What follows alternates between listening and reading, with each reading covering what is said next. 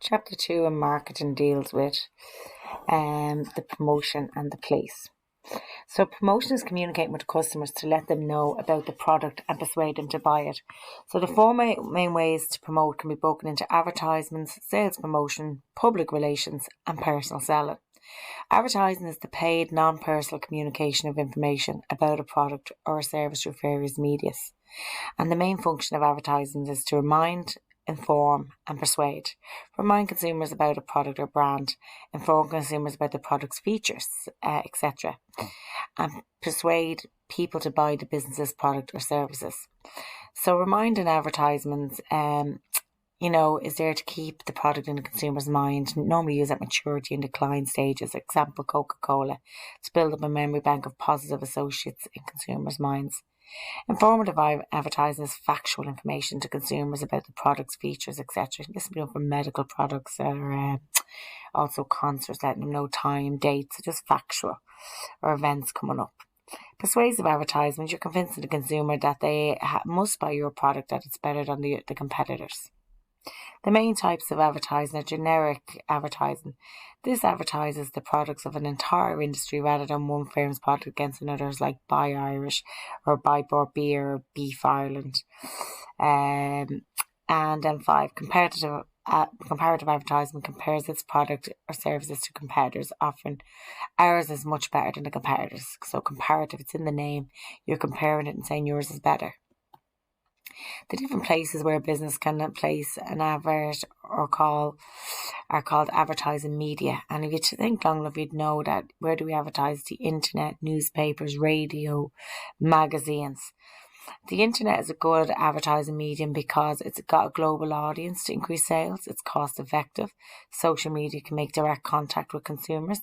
Website can be used to reach target markets, and you're able to use picture, sound and movement, which is always good when promoting a product. The problems with the internet include advertising material can be easily copied by competitors or people, others, which is illegal but can be done. Many people block or ignore the ads when they're on social media. Television. TV is a good medium because it's shown how well products work, live demonstrations in the advertisement. TV is the most seen medium in Ireland, and it can reach target markets by identifying the time frames and programs that people watch. So if you're selling something that you expect an older person to watch, you could target during Coronation Street. Advertisements, again, they're able to use picture, sound and movement to use advantage. Problems with TV advertisements these days is that it's inexpensive, one of the most expensive, so advantage to all the others is that it's cheaper than TV. But and another disadvantage is no longer watch TV ads with the remote controls, people flick really quickly. Radio. Radio is a good medium because it costs less than TV. It reaches local audience through local radio. You can reach a target market by advertising at a specific time as well, or during specific programs. And it's a popular medium to reach a large audience nationally or locally, and people in their cars driving off and listening to the radio. So you can reach them this way. The problems with radio advertising includes you relied on only sound to get your message across. Magazines are a good medium because they can provide a lot of detailed written information, but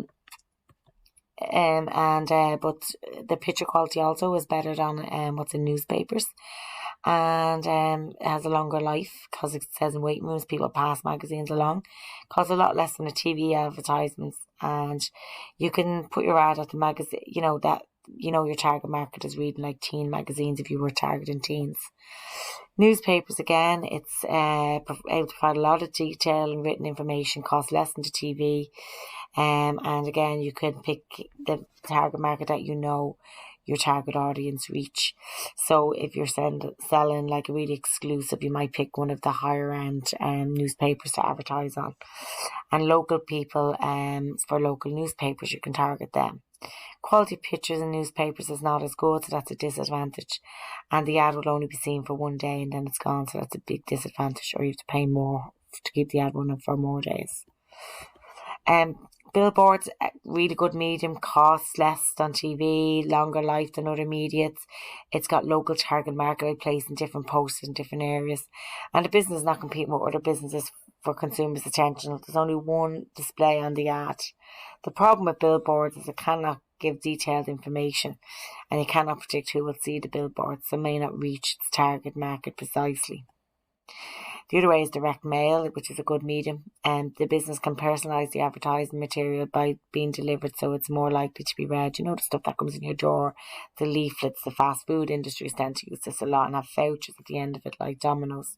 You can reach its target market effectively by only sending the advertising directly to them. So if you have a mailing list, yes, that's your direct mail. You're sending it out. They've bought your products previously, so you're able to resend out to them. Direct mail only contains one ad and is not competing with other businesses. The problem with direct mail advertising include it is expensive printing and postage costs, and many consumers ignore it as junk mail and throw it in the bin. Selecting an advertising medium when deciding which medium to use, a business will consider the following: media habits of the target market, and they use media that will most likely reach the specific target market. The nature of the product, so the type of product will influence which medium is more suitable. Example, need for an active visual display will suit the TV more so, or social media, than it would radio. The message, if a lot of technical information is needed, then a written medium is more suitable.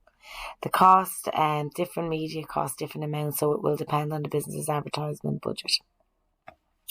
The Advertising Standard Authority of Ireland, the ASI, keeps an eye on the advertising industry to ensure that consumers are protected. This means that it tries to protect consumers from false, misleading and offensive advertisements. The ASI is a voluntary organisation set up by people working in the advertising industry, and it has no legal powers. Generally, all advertisers obey the ASI rules. It's a code of advertising standards that states that all ads should be legal, decent, honest and truthful. Be prepared with a sense of responsibility to consumers and society. Now, sales promotion. Sales promotion are incentives or short-term gimmicks that a business offers consumers, usually for a limited period. The aim of a sales promotion is to offer customers added value, so they are motivated to buy the product or more of the product. Sales promotion is different from advertising in that it offers the consumer an incentive to buy, whereas advertising just offers a reason to buy. So incentives promotion is a gimmick, advertising just give you the reasons. So there's a number of different sales promotion techniques, like free sample. The businesses offer customers a free trial product. Cosmetic companies often do this. Money off vouchers. This gives customers a coupon and entitle them to a certain discount when they purchase the product. I see New Look does this a lot, and so does Dunnes. Free gifts. The business offers customers a gift for every purchase. McDonald's Happy Meals. And competitions. Customers are often the chance to win valuable prizes if they buy the product, and this motivates the people to buy the products.